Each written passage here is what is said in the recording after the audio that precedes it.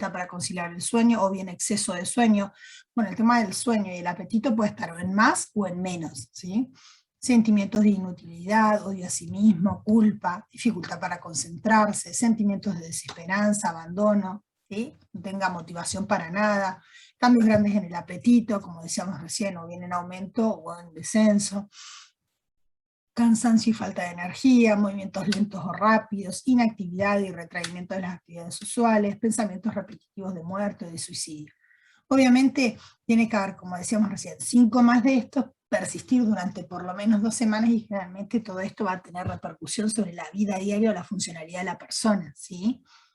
Bueno, si logramos esto, más que nada tiene que ver con lo que es depresión mayor, después hay trastornos de distimia, pero que no vamos a entrar en detalle porque sí, hacer por ahí el diagnóstico muy preciso puede ser de resorte del especialista, ¿sí?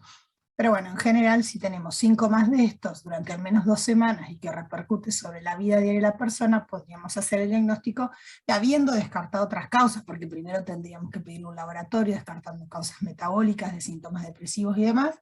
Podríamos pensar en el uso de medicación o tratamiento farmacológico como coadyuvante, digamos, de la psicoterapia, ¿sí?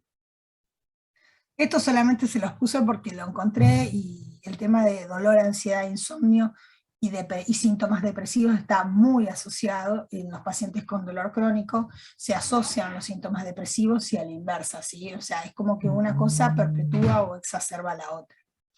Entonces, es para tenerlo en cuenta. Muchas veces el tratamiento antidepresivo en las situaciones de dolor crónico se utiliza como coadyuvante del dolor, ¿sí?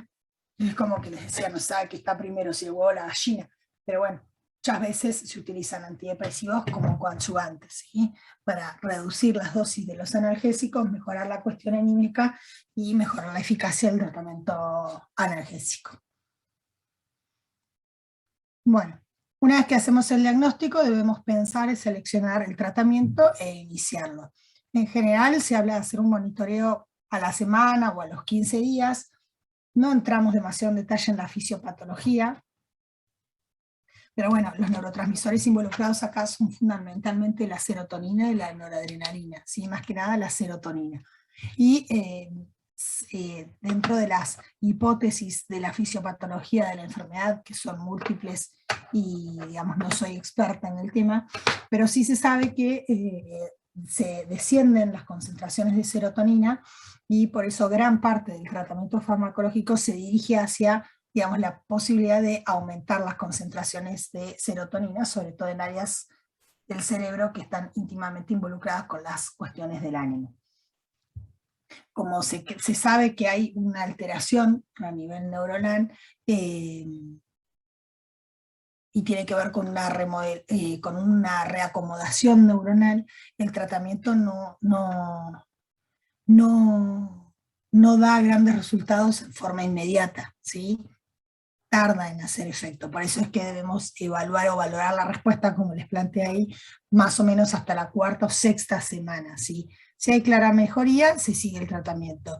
Si hay algo de mejoría, se puede reajustar la dosis, por ejemplo, subirla, y bueno, en el caso de que no hubiera ninguna mejoría, se puede aumentar o bien hacer un recambio del tratamiento, ¿sí? Del tratamiento farmacológico del grupo de los antidepresivos que se haya seleccionado. Entonces, pero en general, a grandes rasgos, se reevalúa entre la primera y la segunda semana, y se replantea recién, digamos, reajustar la dosis más o menos a la 4ª o 6ª semana, ¿sí? No antes. Por eso es de buena práctica explicarle al paciente, ¿sí? Que bueno, que vamos a empezar un tratamiento, que el tratamiento no va a ser un efecto inmediato, que esto tiene un tiempo, ¿sí? Para que las concentraciones de los neurotransmisores aumenten, que hay pacientes que tienen sí mejoría entre las primeras semanas y otros que no. Y que obvio, como todo, no es la píldora mágica que el paciente va a estar como si nada, ¿sí? Tenemos que acompañarlo de psicoterapia y otras estrategias como para, sobre todo si hablamos de depresión mayor. Entonces, cuando pensamos en el tratamiento farmacológico dentro del grupo de los antidepresivos, tenemos los tricíclicos, los inhibidores selectivos de la recaptación de serotonina, y los antidepresivos atípicos, o también conocidos como duales, ¿sí? Que algunos actúan, aumentan las concentraciones de dopamina, noradrenalina, serotonina, etc. Son los más nuevos.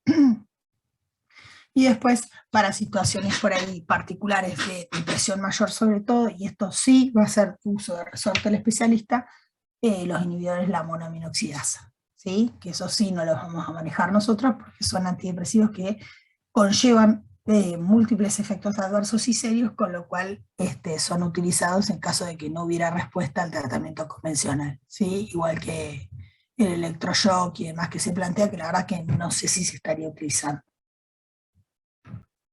Bueno, entonces, primero, un poquito de la fisiopatología, terminaciones nerviosas, los neurotransmisores, dijimos, fundamentalmente serotonina y también noradrenalina, ¿sí? Bueno,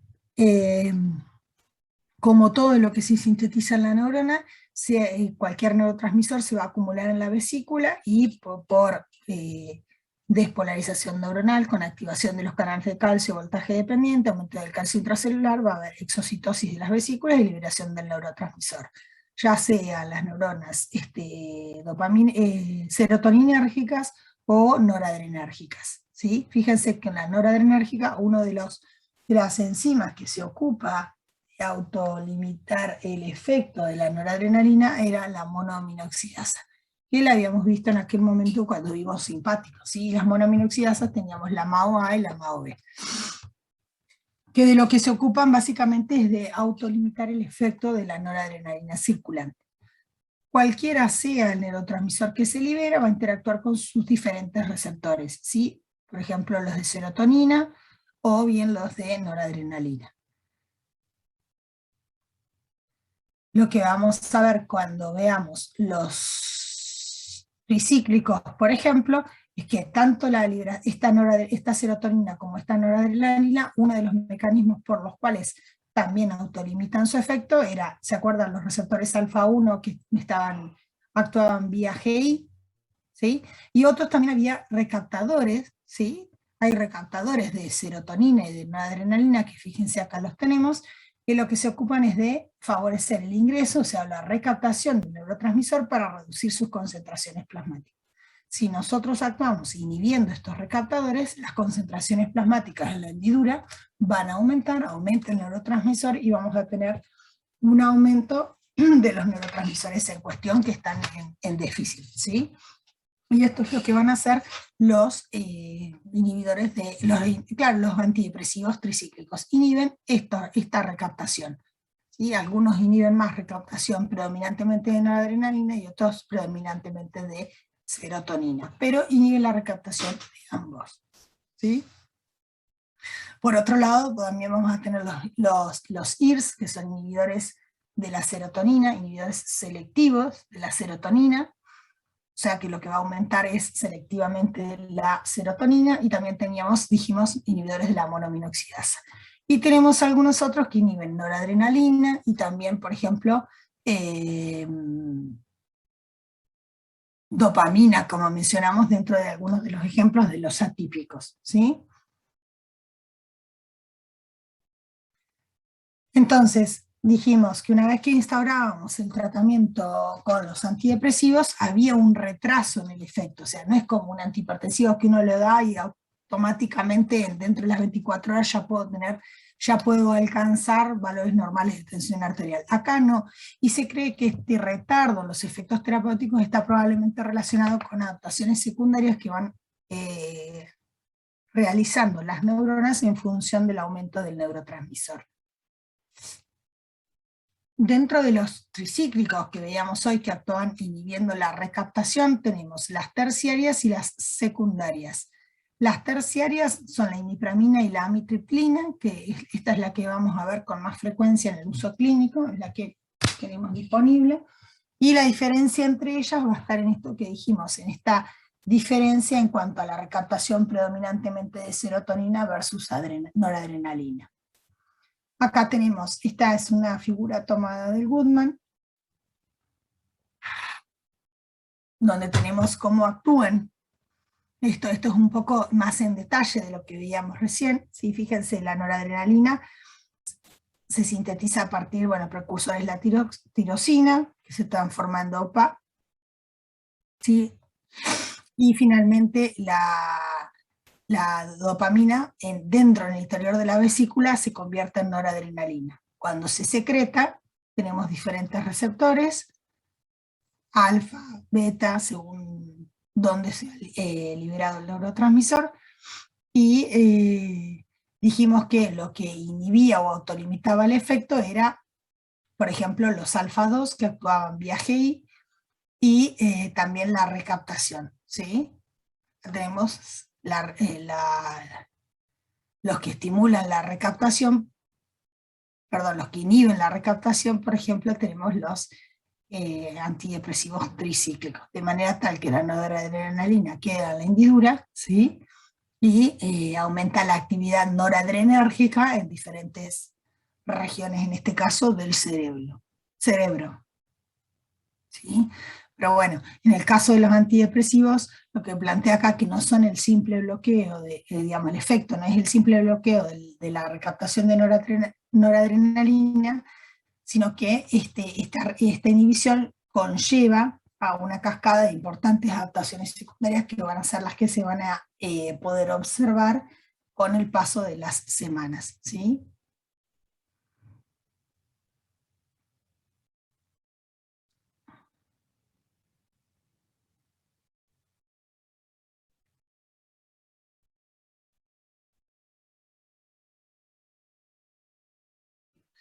Bueno, el gran inconveniente que tienen estos, que así como inhiben la recaptación, también tienen un efecto sobre o sea, tienen un efecto sobre el bloqueo muscarínico, o sea, bloquean también otros receptores, como ser los muscarínicos, los de histamina y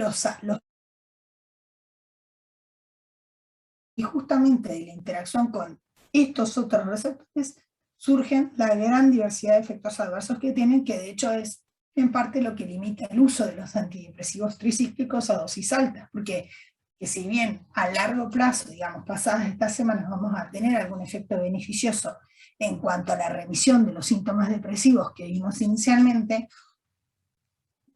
aparecen con muchísima frecuencia todos los efectos adversos consecuencia de estos efectos autonómicos. Si hay bloqueo muscarínico, ¿qué va a tener?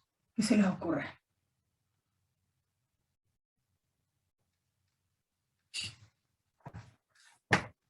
Si no se duerme.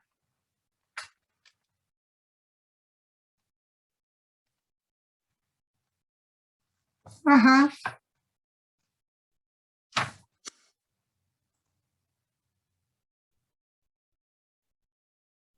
Catherine, Dayana, Manuel.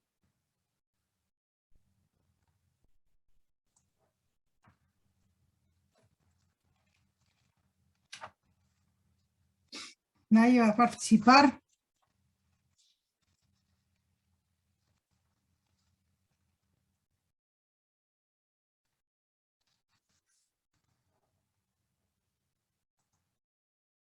Chicos.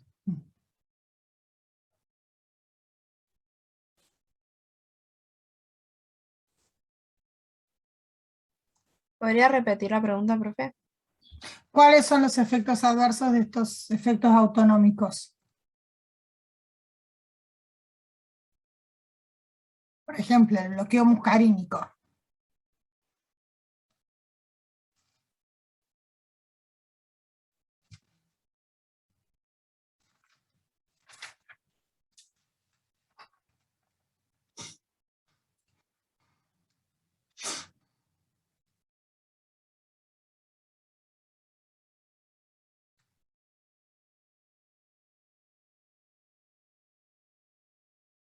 Vamos, esto es básica.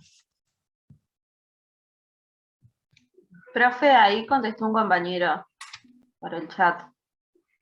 Pregunta si rehúsa la motilidad gástrica.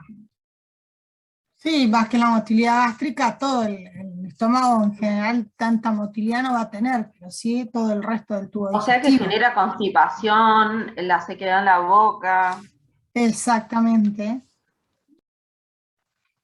Por eso, o sea, puede producir serostomía, que es la sequedad bucal, sequedad oftálmica, ¿sí? Porque acuérdense que el parasimpático estimulaba todas las secreciones. Entonces puede dar, sí, disminución de la contractilidad, ¿sí? Con reducción de las secreciones, y eso es dar como efecto adverso también algo de constipación, visión borrosa, porque la acomodación estaba, ¿se acuerdan?, mediada por el simpático y el parasimpático. Parasimpático que hacía miosis y la acomodación, si pierdo esa posibilidad puedo tener también visión borrosa. A nivel del aparato urinario, retención aguda de orina, ¿se acuerdan que el detrusor tenía una alta densidad de receptores muscarínicos? Los receptores de histamina tienen,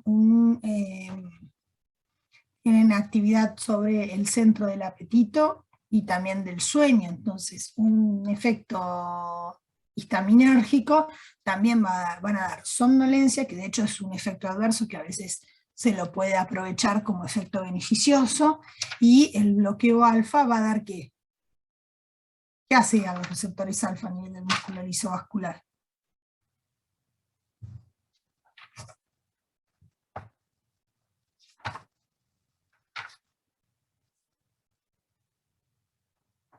Vasoconstricción. ¿Cómo? Vasoconstricción estarían en ese caso. Dijo los alfa 1. Claro, claro, pero Entonces si sí, sí, y si los bloqueas, Vasodilatación. quedaría, claro. ¿cómo? Vasodilatación con hipotensión, de hecho pueden dar hipotensión, y uno de los recaudos que uno debiera tener cuando administra estos, justamente es iniciar con dosis bajas, ir aumentando gradualmente la dosis, darlo predominantemente por la noche, no solamente por la hipotensión, sino por la somnolencia que pueden dar. Sobre todo porque para utilizarlo como antidepresivo tenemos que utilizar dosis altas, con lo cual, si son efectos adversos de tipo A, que dependen del mecanismo de acción, por lo tanto de la dosis, cuanto más dosis yo dé, más riesgo de los efectos adversos voy a tener, ¿sí? En general, para el tratamiento de la depresión, la eficacia, se me olvidó de ponerlo, pero la eficacia de los diferentes grupos de antidepresivos es muy similar. La diferencia va a estar fundamentalmente en la seguridad, ¿sí? Lo que va a definir de alguna manera el uso de uno u otro grupo va a estar determinado por la severidad. Por la seguridad, perdón, ¿sí? Por los efectos adversos. Estos, como vemos, los tricíclicos, como la amitriptilina, tiene muchos efectos adversos, sobre todo todos estos autonómicos. Imagínense, si te va a dar visión borrosa, si sos, bueno, ni hablaron si fuera un paciente por ahí añoso, ¿sí? Con hiperplasia prostática benigna, tiene más riesgo de hacer retención aguda de orina, o de que se altere más la micción o el flujo urinario, más riesgo de hipotensión, mareos y caídas, somnolencia, ¿sí? Todo lo que, fíjense todo lo que da, ¿sí? La ventaja que tienen estos, bueno, y después lo otro que dijimos recién, es lo de los canales de sodio. ¿Dónde tenemos canales de sodio, además de todas las neuronas? Músculo.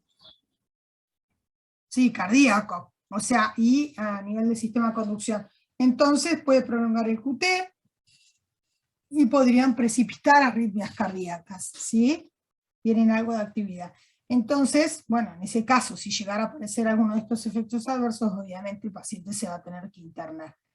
¿Está? Pero bueno, en general, la mayoría, o lo que es muy común, son todos los síntomas anticolinérgicos, ¿sí? Sequedad de boca, visión borrosa, trastorno de la acomodación, constipación, ¿sí? Dificultad para la micción y en algunos casos la retención urinaria.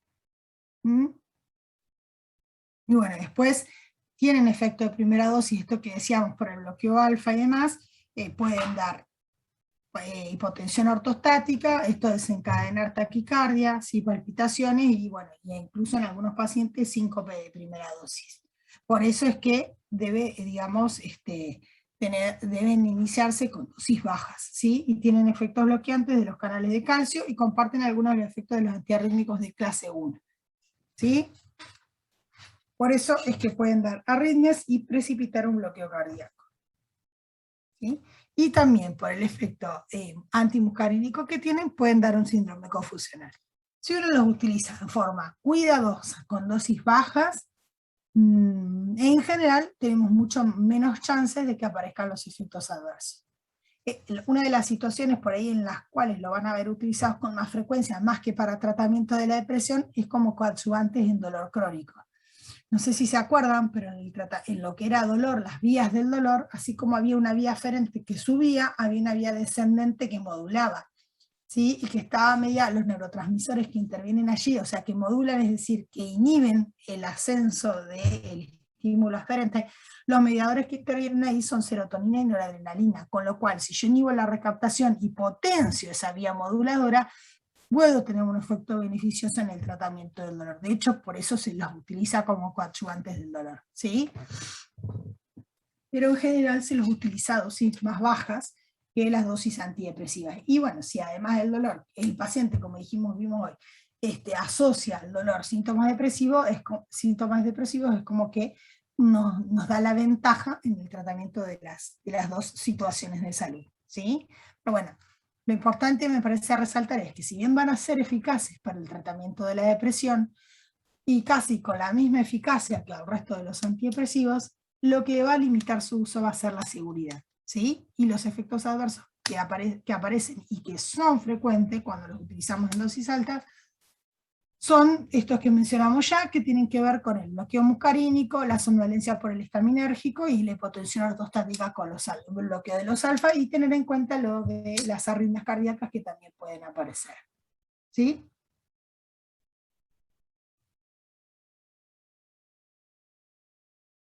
Bueno, otro de los grupos que podemos ser o pueden ser de utilidad para el tratamiento de la depresión son los inhibidores selectivos de la recaptación de serotonina. Como el nombre lo dice, selectivos de la recaptación de serotonina. Estos son los más utilizados, eficacia similar por ahí a los anteriores que mencionamos. La diferencia la vamos a tener en la seguridad. Si tenemos en cuenta, como siempre planteamos, que tenemos que seleccionar los tratamientos teniendo en cuenta la tabla, o sea, eficacia, seguridad, conveniencia y costo, a igual eficacia seleccionamos por seguridad, ¿sí? Estos serían mucho más seguros que los tricíclicos porque no tienen toda esa diversidad de efectos adversos. Estos inhiben, como dijimos recién, acá, la recaptación de la serotonina. Por ende, queda la serotonina en la hendidura sináptica, ¿sí? Tenemos diferentes subtipos de receptores de serotonina. Y acá el precursor para la síntesis de la serotonina es el triptófano, ¿sí?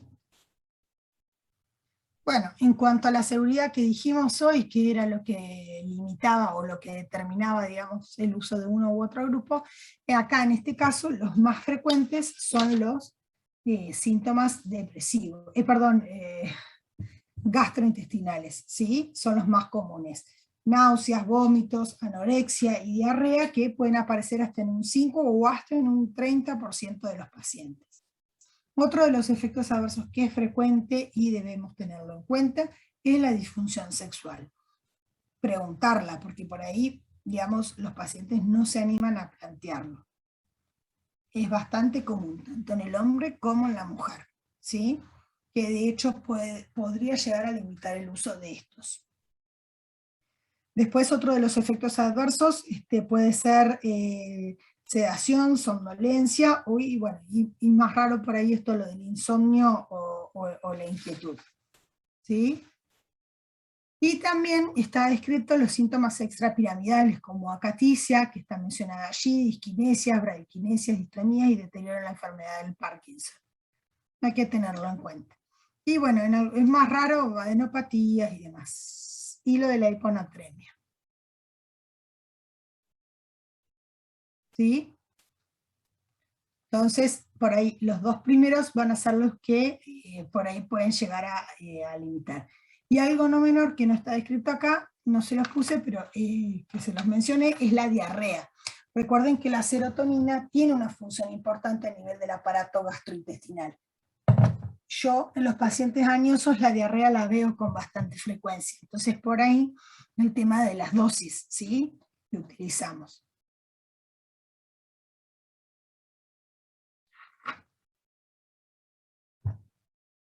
Cuando analizamos inhibidores selectivos de la recaptación de serotonina, si bien la seguridad se la plantea que está en relación con un efecto de grupo, de familia, va a ser muy similar, por ahí las diferencias van a estar en cuanto a las interacciones, ¿sí? Porque estos se inhiben, por ejemplo, la fluoxetina inhibe el citocromo P450.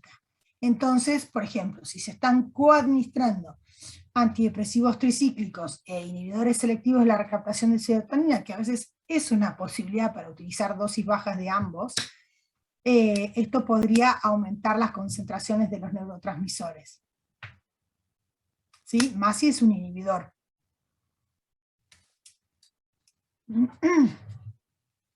Y los otros que, bueno, si se asocian, por ejemplo, con un inhibidor de la monoaminoxidasa, que es la enzima que se ocupa de degradar la serotonina, ahí tenemos más chances de que aparezca, por ejemplo, el síndrome serotoninérgico, que también puede ser un efecto adverso que puede llegar a aparecer. ¿Sí? Dentro de estos, por ejemplo, la sertralina y el citalopram son los que serían más seguros, no por los efectos adversos, sino porque tendrían menos interacciones con estas citocromos que metabolizan a los inhibidores selectivos, ¿sí?, o a otros antidepresivos.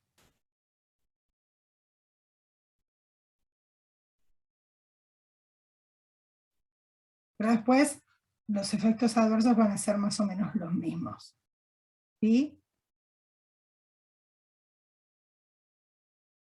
Las diferencias van a estar en las interacciones medicamentosas, ¿sí? Por esto de que algunos se metabolizan en más o en menos por el citocromo. ¿Sí? Entonces recién habíamos mencionado que digamos, la interacción con cualquier otro fármaco que inhiba la degradación o favorezca el aumento de las concentraciones de serotonina, pueden dar, por la interacción, pueden dar un síndrome serotoninérgico. Yo se los menciono porque por ahí los pacientes que yo suelo ver, suelen haber combinaciones, ¿sí?, de diferentes fármacos que tiendan a aumentar las concentraciones de serotonina, y uno obviamente nunca va a diagnosticar lo que no sospecha. El síndrome serotoninérgico puede aparecer y hay que tenerlo en cuenta. Fíjense que se lo clasifica, o sea, esto, lo de toxicidad por serotonina, el muy leve, leve, moderado y severo, ¿sí? Los más leves, fíjense que tiene signos, sintomatología por excitación del sistema nervioso central, ¿sí? Reflejos rápidos, clonus, hiperreflexia. El paciente puede estar ansioso, con insomnio, que no duerme, puede estar hipertenso, diarrea, ¿sí?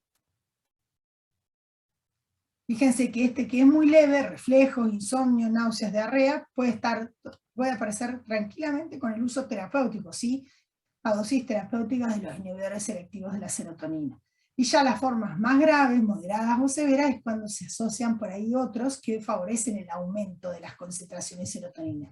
Bueno, acá plantea el uso del éxtasis o el uso o sobredosis de los inhibidores de la recaptación, o por ejemplo cuando se combinan con IMAO, o acá no está descrito, pero recién dijimos, los antidepresivos tricíclicos también favorecen el aumento de la serotonina, con lo cual tranquilamente podrían dar lugar, cuando se coadministran, a la aparición del síndrome serotoninérgico. La forma más severa, fíjense, clonus, mioclonías, temblor, agitación, midriasis, fiebre, diaforesis, mucha sudoración. Digo, se los menciono para que sepan que existe y que por ahí uno no se va a acordar todo, pero si aparece sintomatología, sobre todo en los pacientes de mente, lo que más vamos a ver es esto, ¿no? Agitación, como el paciente está ansioso, con agitación, inquietud motora, va, viene, no duerme, ¿sí? Y ahí evaluamos reflejos o lo evaluamos al paciente, está con una rigidez. Capaz que reducimos la dosis o suspendemos, que por supuesto la suspensión no puede ser abrupta, pero sí empezamos a hacer el descenso gradual y el paciente puede que mejore. Lo de los síntomas extrapiramidales que mencioné hoy aparece. Me ha pasado ver pacientes, sobre todo con demencia, aunque bueno, muchas veces los síndromes extrapiramidales pueden estar en relación con por ejemplo, el uso de los antipsicóticos, pero hay que pensarlo, ¿sí? Y comenzar con el descenso de dosis, porque por ahí la enfermedad está tan avanzada que el paciente ya no tiene los trastornos conductuales que tenía inicialmente, con lo cual podemos bajar la dosis y también desaparecen o reducimos la probabilidad de la aparición del síndrome serotoninérgico o de los efectos adversos por el exceso de medicación, ¿sí? Miren, fíjense, les busqué esto, todos los fármacos que al asociarse pueden dar un síndrome serotoninérgico. Miren la cantidad.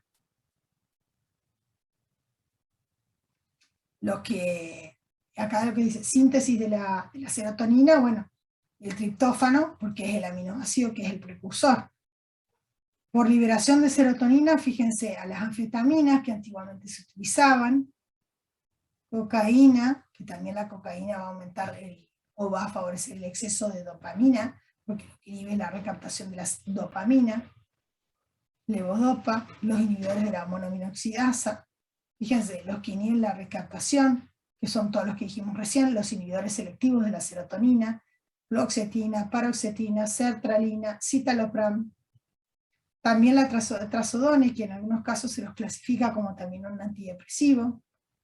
Ya a veces se coadministran trazodone con algún IRS, ¿sí? La venlafaxina, que también es un antidepresivo, este sería dentro de los duales, ¿sí? Que vamos a ver más adelante, los atípicos. Fíjense, la asociación puede dar lugar a la aparición del síndrome serotoninérgico. Acá están los tricíclicos, amitriptilina, imipramina, no les menciono mucho más porque casi no los van a ver. Bupropion, otro antidepresivo dentro de la clasificación de los duales. Este, además de serotonina, aumenta concentraciones de dopamina. ¿Sí? Tramadol.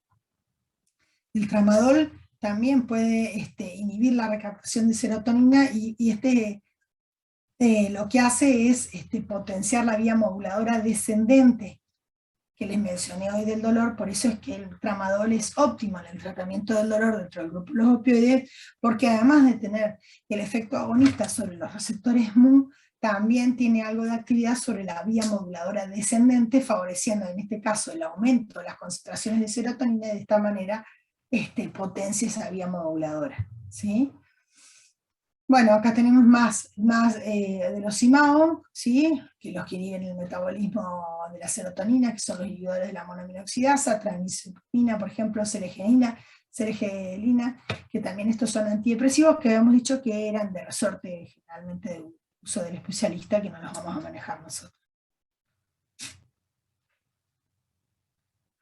Bueno, y acá tenemos otros, por estimulación del receptor postsináptico de serotonina, y acá les puedo mencionar la mirtazapina, por ejemplo, que también es un antidepresivo y que lo consideramos dentro del grupo de los duales, ¿sí? Pero bueno, en algunas situaciones coexiste la asociación de algunos antidepresivos si la depresión es severa, ¿sí? Acá tenemos, entonces, hasta ahora veníamos viendo, dijimos, los tricíclicos, los inhibidores selectivos de la recaptación de serotonina, y estos que son los más nuevos, que también se los conoce como duales, que son los antidepresivos atípicos. Y acá tenemos el bupropion, que inhibe o favorece el aumento, como decíamos recién, noradrenalina y dopamina. Por ahí lo han visto o se ha validado su uso porque los tratamientos para favorecer el cese del hábito tabáquico es uno de los antidepresivos que se ha evaluado para ayudar en los pacientes que ya tienen voluntad para discontinuar el hábito tabáquico, ¿sí? Pero bueno, también es un antidepresivo. Lo que tiene que habría que tener en cuenta es que si lo que aumenta es la dopamina, ¿qué efecto adverso piensan ustedes que podría dar?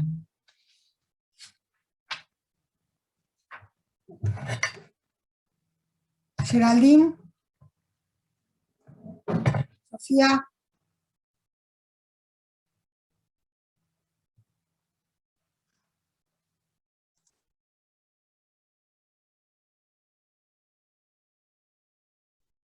Felipe.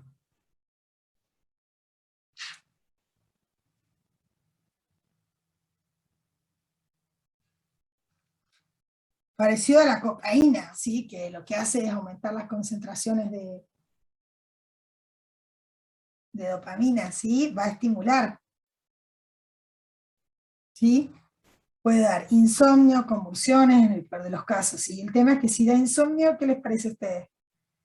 Podría ser de utilidad, por ejemplo, en un paciente que tiene mucha somnolencia. Vieron que habíamos dicho que el sueño y el apetito podía estar en más o menos en la depresión. Entonces, si lo que prevalece es la somnolencia, bueno, tal vez este podría ser de utilidad. Y por otro lado, si lo indicamos, no lo vamos a indicar a la noche, ¿sí? Este lo vamos a indicar en la mañana. Después tenemos la venlafaxina, que es otro de los duales, que además de aumentar noradrenalina, aumenta también serotonina. Y después tenemos las antagonistas de serotonina, noradrenalina, alfa-2 y H1, como la mirtazapina. Y como este actúa a nivel del receptor H1, puede dar como efecto adverso, o a veces como efecto deseado, somnolencia. Entonces, por ejemplo, si lo que dijimos hoy, que si la depresión cursaba con, por ejemplo, insomnio, bueno, la mirtazapina, ese efecto adverso, podría ser un efecto deseado o beneficioso, ¿sí? Y lo mismo que el aumento del apetito, ¿sí? Si cursa, por ejemplo, con anorexia, bueno, este efecto sobre los receptores H1 le podría dar el beneficio adicional del aumento del apetito. Pero bueno, lo de la somnolencia se ve con mucha frecuencia y entonces, bueno, puede ser muchas veces de utilidad. Y estos son los atípicos, los más nuevos, por supuesto.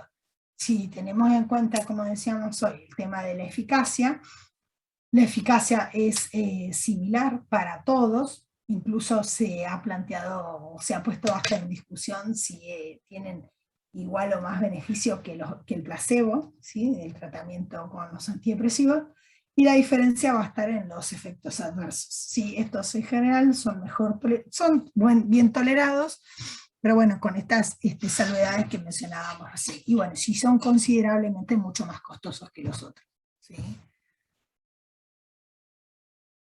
Entonces, como decíamos recién, en el caso del bupropión, por el aumento de la dopamina, puede llegar a dar convulsiones y hasta incluso esto de lo que dijimos, lo del insomnio, y en el caso de la mirtazapina, la sedación, que según puede ser un efecto deseado en algunas situaciones, ¿sí? Bien, y después otro del grupo de los antidepresivos, que lo vamos a mencionar simplemente para conocer, es actuar o inhibir las enzimas que se ocupan de degradar a estas monoaminas, ¿sí? Como la noradrenalina o la serotonina. Es inhibir estas MAO, monoaminoxidasas. Y ahí tenemos, por ejemplo, la tranilcipromina. ¿Sí? El tema es que, bueno, esto obviamente va a estar indicado en depresión mayor, cuando los resultados con el resto de los por ejemplo, con el resto de los antidepresivos, por ejemplo, tricíclicos, son insatisfactorios, o bueno, no se puede utilizar la terapia electroconvulsiva. Son situaciones por ahí sí, de muy manejo del resorte del especialista. Pero bueno, uno más o menos tiene que conocer porque bueno, puede ser que en algún momento veamos a algún paciente en el contexto de una evaluación clínica y venga medicado con esto, ¿sí? La tranilcipromina entonces inhibe la monoaminoxidasa con un rápido comienzo de acción y tiene la facultad de bloquear la desaminación oxidativa que hacen estas enzimas y disminuyen la destrucción de noradrenalina, aumentando la biodisponibilidad del neurotransmisor. ¿Sí? Y esto es lo que se cree que estaría en relación con este efecto antidepresivo. Entonces va a aumentar las concentraciones de serotonina, noradrenalina y dopamina en el sistema nervioso central, porque estas monoaminas inhiben esto, ¿sí? La degradación de estos tres neurotransmisores.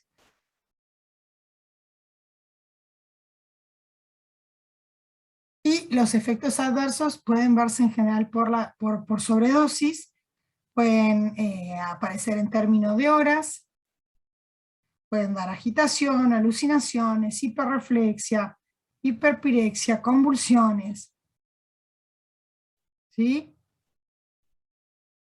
Puede haber estimulación central, como habíamos visto hoy, vieron cuando vimos lo del síndrome serotoninérgico, con temblor, insomnio, hiperhidrosis, agitación, conducta hipomaníaca, ¿sí? Vértigo, cefalea, tienen un montón de efectos adversos, con lo cual no, son poco seguros, por eso es que se debe evaluar ¿sí? La relación riesgo-beneficio a la hora de administrarlos, ¿sí? Los beneficios. Y bueno, en cuanto a acá está lo de la seguridad, ¿sí? Las alteraciones del sueño, que dijimos, las alteraciones sexuales como el resto de los antidepresivos, puede producir disminución de la TA, se cree que está en relación con efectos sobre los centros vasomotores, pero bueno, también puede dar hipertensión, lo del aumento de peso, y puede dar el síndrome síndrome además adrenérgico.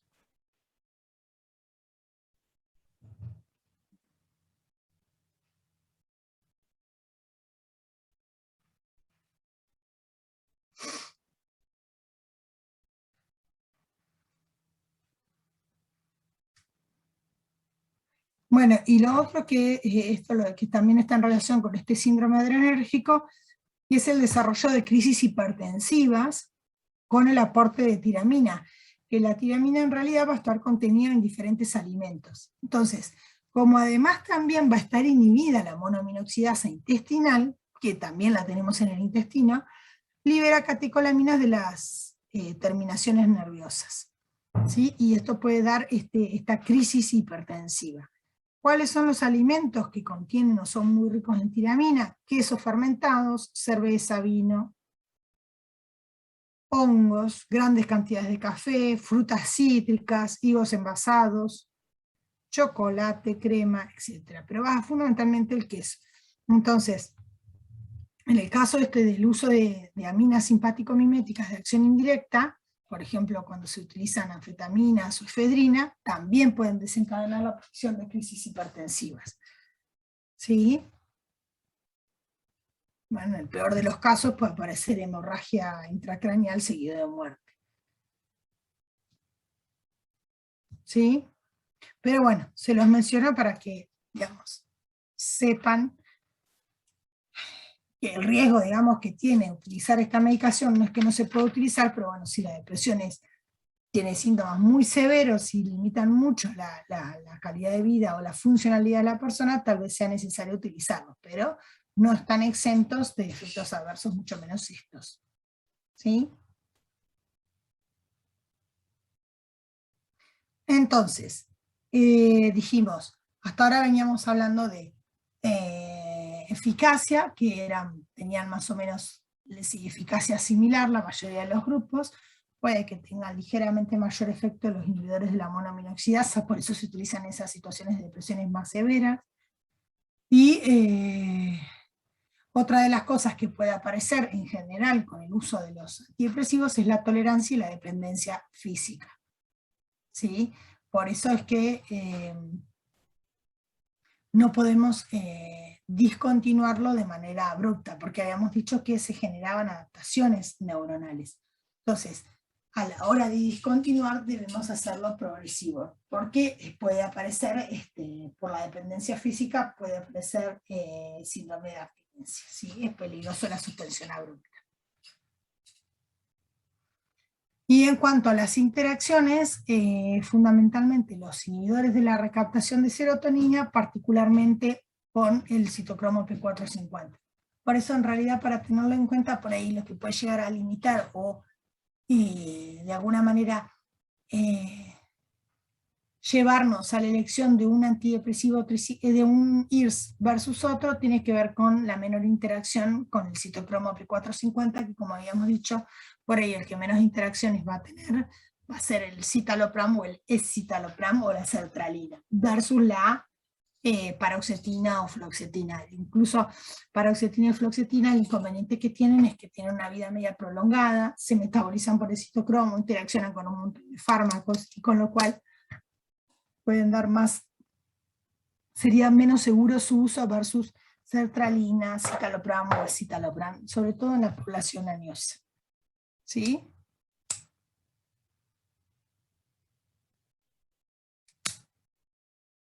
Y bueno, lo del síndrome serotoninérgico, a tenerlo en cuenta, sobre todo si coexiste la administración con algún otro fármaco que favorezca el aumento de las concentraciones de serotonina, y el tema de los IMAO guarda con la liberación masiva de catecolaminas, sobre todo, que es lo que se conoce como el síndrome del queso, que les decía. ¿sí? Cuando se consumen alimentos con alto contenido en tiramina, que puede favorecer esta liberación masiva de catecolaminas con una crisis hipertensiva en relación al uso de los inhibidores de la monoaminoxidasa. Entonces, repasando el tema de los antidepresivos, ¿sí? En tema de los grupos dijimos antidepresivos tricíclicos, inhibidores de la recaptación selectiva, los atípicos que son los duales, y ahí vimos varias opciones, ¿sí? El perfil farmacológico, cómo actúan, lo vimos. En cuanto a la eficacia, vimos las diferencias, las diferencias en la eficacia prácticamente las diferencias son limitadas, todos tendrían eficacia similar, y lo que nos va a determinar, digamos, el uso o la selección de un grupo u otro va a estar determinado por la seguridad, es decir, por la frecuencia en la aparición de efectos adversos. Vimos que los tricíclicos tenían una amplia gama de efectos adversos, sobre todo por el bloqueo muscarínico, alfa y histamina, y de los receptores de histamina, con visión borrosa, xerostomía, podía darnos retención aguda de orina, etc. ¿Sí? Los CIRS fundamentalmente eran los gastrointestinales, y los duales iban a depender según el neurotransmisor que aumentaban sus concentraciones. Por ejemplo, vimos que el bupropión por ahí podía darnos insomnio, convulsiones en algunos casos, ¿sí? En cuanto a la conveniencia, la mayoría, todos los podemos administrar por vía oral. Lo que va a variar es, dijimos recién, habíamos mencionado ejemplos, darlo, por ejemplo, antes de acostarse, si produce hipotensión o somnolencia, si da más bien insomnio, administrarlo a la mañana, como en el caso del bupropión, ¿sí? Etc. Y después también lo que habíamos mencionado, algunas contraindicaciones e interacciones. Y bueno, lo del costo dijimos, los duales son considerablemente más costosos que los otros. ¿Sí? Entonces, una vez que hicimos el diagnóstico, seleccionamos el grupo y cuánto debemos sostener el tratamiento, se habla que si es el primer episodio de la depresión, el tratamiento farmacológico debe durar no menos de 6 meses, ¿sí? Entre 6 y 12 meses. Esto también se lo tenemos que aclarar al paciente, así como cuando iniciamos el tratamiento le decimos que nosotros pensamos que estamos frente a una cuestión, a una alteración en el estado de ánimo, y que vamos a empezar un tratamiento con alguna medicación que nos mejore el estado anímico. El problema es que después muchas veces la gente lee el prospecto y tienen tanto detalle en los efectos adversos, porque de hecho los tienen, que muchas veces la gente se abruma y no los quiere tomar. Pero lo que sí es importante aclararle es que los primeros efectos no los vamos a ver en forma inmediata, de la noche a la mañana, que lo vamos a comenzar a ver recién en general a partir de las 2 semanas, o sea, para no generar falsa expectativa, ¿sí? Que recién más o menos a los 2 meses podíamos reevaluar y subir la dosis o modificar el tratamiento, ¿sí? Y que el tratamiento lo debemos sostener no menos de 6 meses, ¿sí? Para evitar la aparición de las recaídas. Y otra de las cosas que también sería buena práctica mencionárselo de entrada es que no lo puede suspender de manera abrupta porque pueden aparecer síndrome de abstinencia, ¿sí? Si es el segundo episodio de depresivo, puede ser que el tratamiento se pueda prolongar entre 2 a 3 años, ¿sí? Y si haya tenido muchos episodios depresivos, bueno, puede que el tratamiento tenga que ser de por vida, ¿sí? Esto va a depender del paciente. Nosotros considero yo que nos debemos limitar acá al primer episodio, que es cuando vamos a iniciar el tratamiento, y después vemos si por ahí, si ya estamos frente a un segundo episodio, o se hace difícil el manejo, probablemente vamos a hacer la interconsulta, digamos, con él. Aunque sería buena práctica también ante el primer episodio hacer la consulta o hacer el seguimiento conjunto con psiquiatría, ¿no? Pero bueno, sepan que, bueno, por lo menos eso fue lo que me enseñaron a mí, que con la frecuencia, digamos, y que de hecho lo veo en el consultorio, con la alta tasa de prevalencia que tenemos de síntomas depresivos y depresión, muchas veces vamos a ser nosotros quienes hagamos clínica los que vamos a iniciar el tratamiento. Y sobre todo porque, bueno, cuando uno le dice al paciente, el psiquiatra te dice que no está loco, tiene miedo, ¿sí?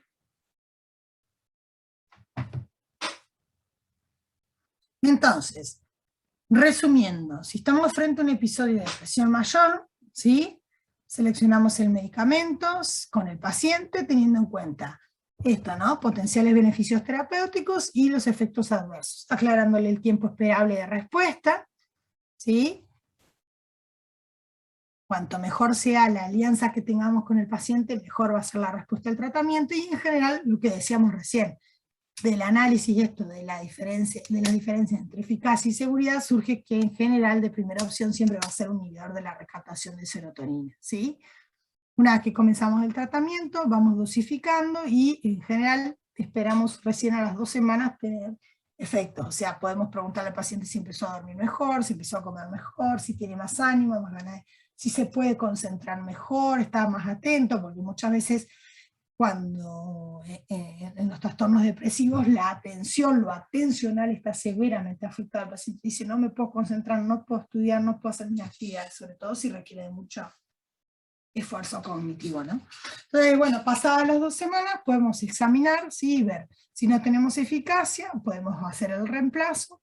Si tenemos eficacia, podemos seguir, o sea, logramos, el paciente claramente nos remite que se siente mucho mejor.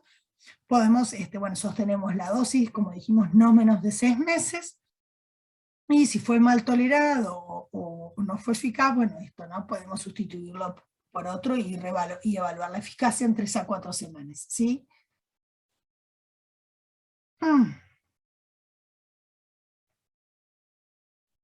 ¿Dudas? Profe, en el tratamiento, bueno, en las diapositivas más atrás hablaba de, en el caso de que sea una depresión como resistente o cuando se llega ya al tercer episodio, el tratamiento es de por vida y no se reduce la dosis, se mantiene. Por eso les digo, eso ya por ahí va a ser más de resorte del especialista. La verdad que en esos casos sí estaría bueno que tenga un seguimiento por psiquiatría, probablemente haya que se pueda asociar y reducir la dosis. Y eso habrá que ir evaluando al paciente. Lo que pasa es que, bueno, hay algunas situaciones, como por ejemplo las distimias, por ejemplo, hay una característica de la personalidad de la persona que tiende a reincidir, ¿sí? Se hace como crónico el trastorno. Pero bueno, es muy del especialista, la verdad que yo no, digamos, salvo las situaciones más comunes que veo yo, por ahí esas están por ahí en detalle, desconozco, ¿sí? La idea era hacer un abordaje del tratamiento farmacológico, sea porque lo tengan que iniciar, o bien porque les va a pasar que según la especialidad que hagan van a recibir pacientes en tratamiento, y por ahí ustedes no van a ni modificar ni reducir dosis, pero sí tienen que conocer que, por ejemplo, los IRS tienen interacciones, ¿sí? Para poder hacer tratamientos, digamos, evitando efectos adversos en los pacientes, ¿sí? Bueno, y con respecto a las benzodiazepinas, ¿se acuerdan cuál era el mecanismo de acción de estas?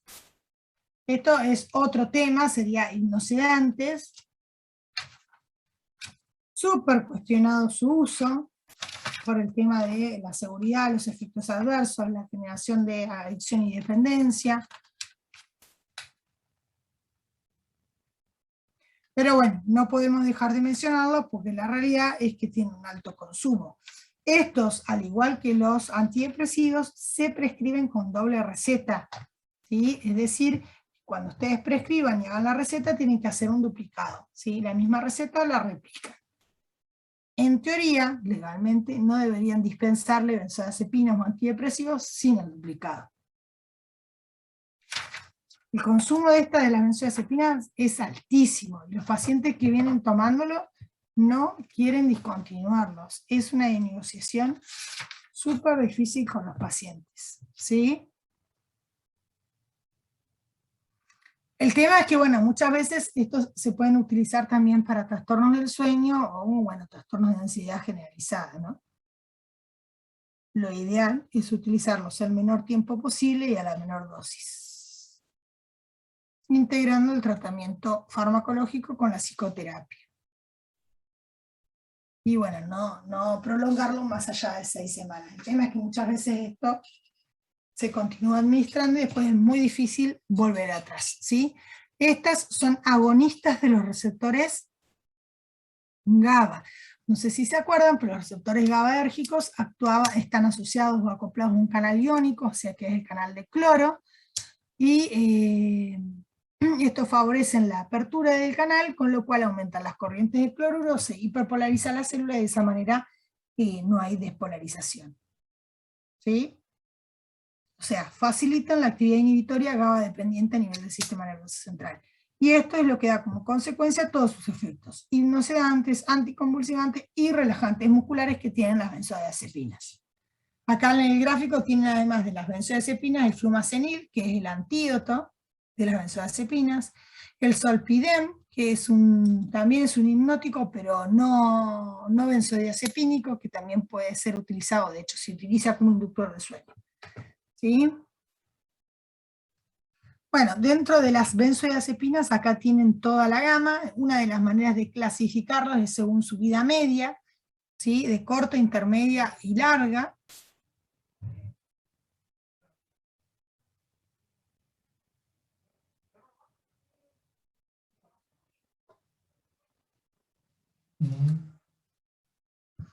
¿Sí? De acción corta, entonces, ¿quién tenemos? El MIDA.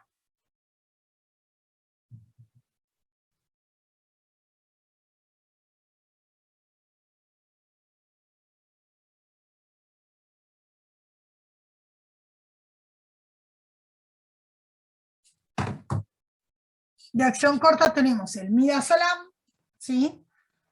Después les voy a mencionar por ahí los que más relevancia tienen. De acción intermedia tenemos el alprazolam y el lorazepam. Larga tenemos el diazepam, ¿sí? Y solamente les voy a mencionar estos dos últimos porque estos dan metabolitos, y muchas veces metabolitos activos que prolongan su acción, con lo cual pueden tener efectos residuales diurnos, ¿sí?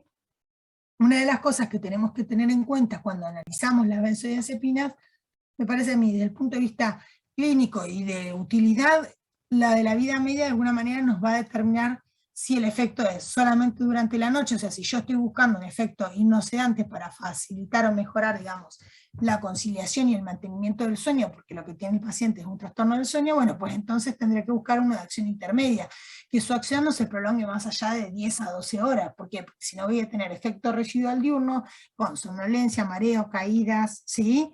Y según la actividad del paciente puede interferir sobre sus actividades, ya sea laborales o de su vida diaria, ¿sí?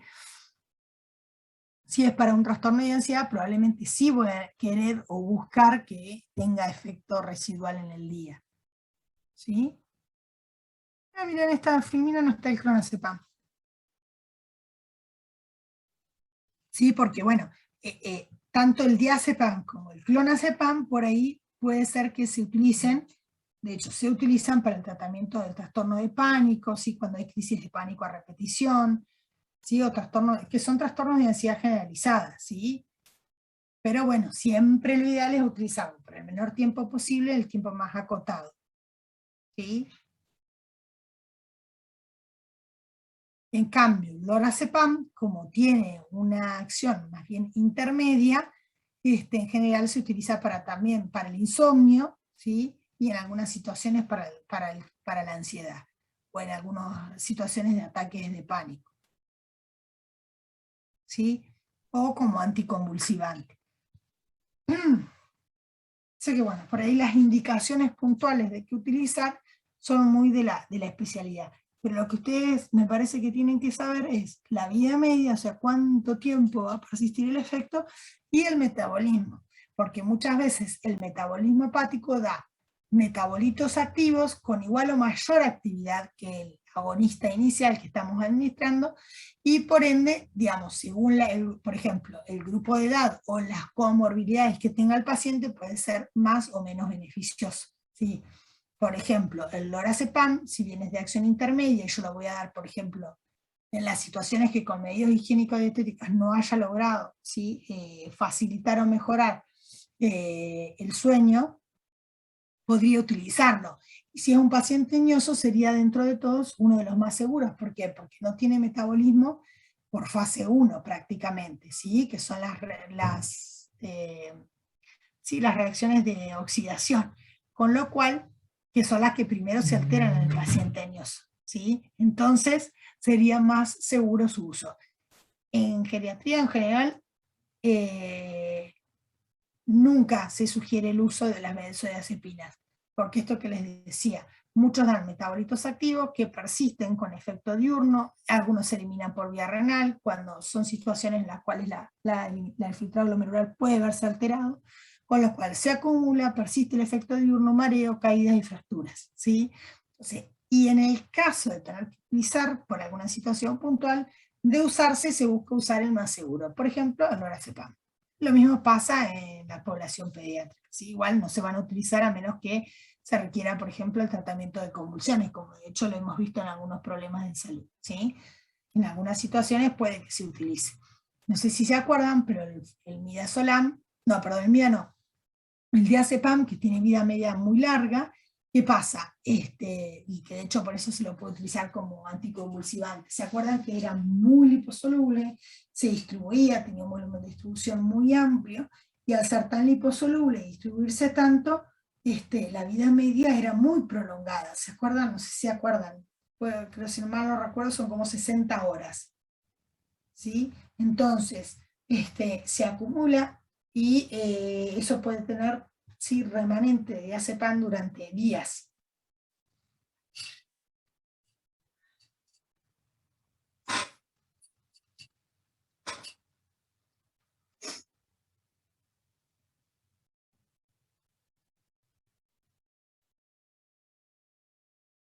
El diazepam, siguiendo con el ejemplo, es metabolizado por el hígado, por el sistema P450, y origina metabolitos activos como el desmetildiazepam. Entonces la vida media del diazepam es de 30 a 56 horas por este desmetildiazepam, que tiene una vida media aproximada de 80 horas. ¿Sí?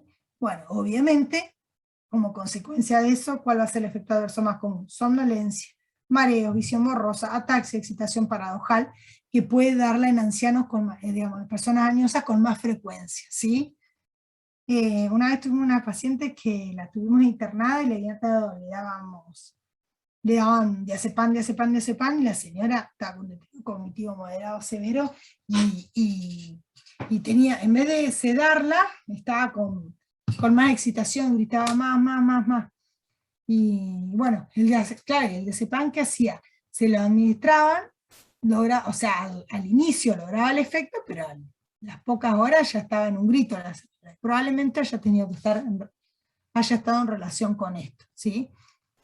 Otra de las cosas que tenemos que tener en cuenta con la administración de estos es si conduce, por el tema del mayor riesgo de accidentes de tránsito, bueno, lo que decíamos de una caída, una fractura, ¿sí? Puede producir dependencia, todas las benzodiazepinas, ¿sí? Y la de la dependencia está en relación con la dosis y con la duración del tratamiento, por eso es que se recomienda utilizarlo en la menor cantidad de tiempo posible. Otra de las cosas que no debemos hacer, al igual que mencionamos con los antidepresivos, es la suspensión brusca del tratamiento, porque puede dar síntomas de abstinencia, ¿sí? Y guarda, porque por ejemplo, volviendo al tema del diazepam, como la vida media es tan larga, puede que la abstinencia aparezca a los 5 a 6 días, que es el tiempo más o menos en que caen sus concentraciones plasmáticas cercanas a cero, ¿sí? Y bueno, y ahí entonces el paciente empezar con insomnio, irritabilidad, sensibilidad a la luz, nerviosismo, calambres, ¿sí? Náuseas, vómitos. Por eso es que se recomienda entonces el uso de estas por un periodo muy acotado y la suspensión hacerla gradual.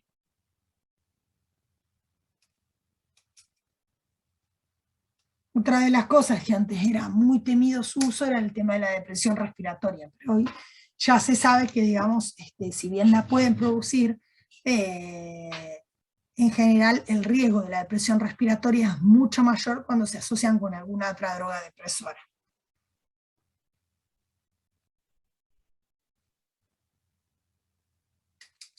Por ejemplo, el alcohol.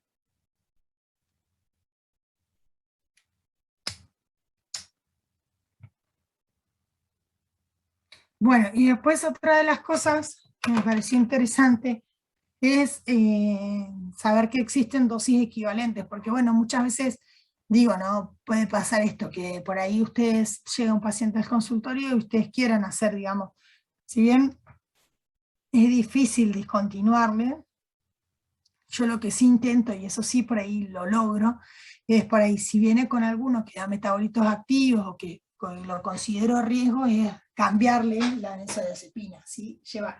Darle una de la familia, pero que sea más seguro para las características de mi paciente. Entonces, por ejemplo, bueno, hacer la conversión de a cuánto lo tengo que pasar, ¿sí?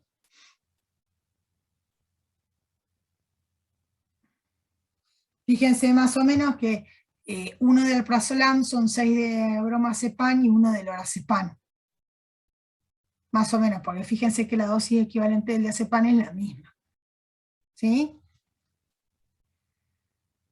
Más que nada para eso, qué sé yo, si el paciente por ahí viene con diace o viene con bromazepam, que también es bastante común, creo que la marca comercial de que más circula, que los pacientes consumen, creo que es el Lexotanil. Siempre me tengo que fijarlo, la marca comercial con el principio activo. Pero fíjense que 6 de broma son más o menos 1 de lora, ¿sí? Dijimos que no tenía prácticamente metabolitos activos, ¿sí? Con lo cual, si la función renal cae o lo que fuera, no tendríamos tantos inconvenientes, ni riesgo de acumulación ni de toxicidad, ¿sí? Entonces, bueno, yo lo que intento es rotarle, sacarle, digamos, si tiene alguno que da metabolitos activos, que tiene metabolismo principalmente por la fase 1, trato de pasarlo al LORA, y después de a poquito le voy bajando la dosis. Lo que pasa es que las pacientes dicen, no, pero es que yo hace años que lo vengo tomando. Sí, claro, obviamente. O sea, ya tiene dependencia, todo. Pero bueno, por lo menos empezar a bajarle. Sobre todo porque, bueno, si son ustedes los que les hacen la receta, tienen todo el derecho a prescribir tratamientos seguros, ¿sí? Bueno, entonces, resumiendo el tema de benzodiazepinas, utilizar benzodiazepinas de semivida corta o intermedia, justamente para que no tenga efecto residual diurno, en lo posible que no tenga metabolismo hepático, es decir, que no dé metabolitos activos, evitar las de vida media larga, por el tema que mencionábamos, sedación diurna, caídas, fractura de cadera, ¿sí? Y además, bueno, también esto no es algo menor, que pueden dar o pueden exacerbar los trastornos de memoria, ¿sí? Por ahí, planteándolo desde ese lugar, puede que tengamos más posibilidades de hacer la rotación o eventualmente comenzar con el descenso gradual, ¿sí? Fíjense, el lorazepam es previsible, al no tener eliminación, tiene una eliminación diferente de la hepática, utilizar dosis bajas, ¿sí? Y si estamos hablando de población añosa, siempre utilizar la mitad de la dosis, y bueno, como decíamos recién, siempre evaluar las comorbilidades, polifarmacia y la concomitancia con otros depresores. Porque imagínense, no sé, si el paciente tiene, por ejemplo, medicación antihipertensiva y tiene la presión arterial siempre muy bajita, bueno, ahí también tenemos que reajustar el tratamiento antihipertensivo. Si tiene una inestabilidad de la marcha, tiene reflexia, tiene una neuropatía periférica que ha alterado, digamos, la propiocepción, estabilidad, el equilibrio, y tiene más riesgo de caerse ese paciente, y encima le damos una medicación que le altere todo esto, o que se lo pueda exacerbar, o que de somnolencia, imagínense, el riesgo de caídas y fracturas es altísimo. Después, una vez que sucede eso, es una escala, digamos, es una escalada de la cual, digamos, es bastante después difícil volver. Bueno, no sé si tienen dudas, preguntas. Ah, ya son las 7, 1 hora y media. Yo que pensé que me iba a quedar corto el teórico.